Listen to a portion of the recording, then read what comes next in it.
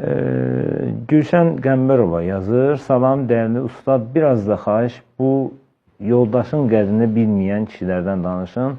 Yoldaşım çox haqsızlıq və zülm edir. Axı mənim də səbrim bitir. Bilmirəm necə reaksiya verim yoldaşıma qarşı. Bir dənə kitab qutardıq, şükür olsun Allaha.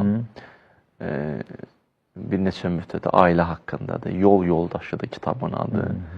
Orada bu mövzulara geniş toxunmuşam. İnşallah o kitabı alarlar. Çapdan çıxmayıb da?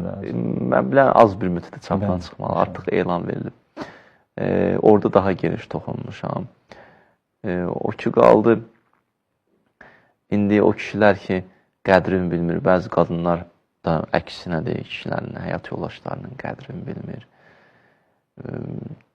Müəyyən şəkildə bu məsələləri həll eləmək olar. Oturub müzakirə eləsinlər bəzi mövzuları. Çünki bunların ortasında, bunların belə deyək də, aralarında bəzi vaxtlar elə bir mövzular olur ki, bu səhv başa düşüb, o yanlış başa düşüb. Oturub müzakirə eləyəndə, məsələ həllini tapanda aqressiyalar aradan gedir. Ortada olan yanlış, nifrət ki, yaranmışdı, onlar aradan getməyə başlayır. Yəni, bir-birlərinə vaxt ayırsınlar, müzakirə etsinlər. Sən niyə belə eləyirsən, mən niyə belə eləyirəm? Amma ilk tövsiyəm budur ki, çalışsınlar, ikisi də özlərini necə bilməsinlər. Bu deyir, mənim heç bir günahım yoxdur, deyir, mənim heç nə deyir, vallahi mən neyləmişəm.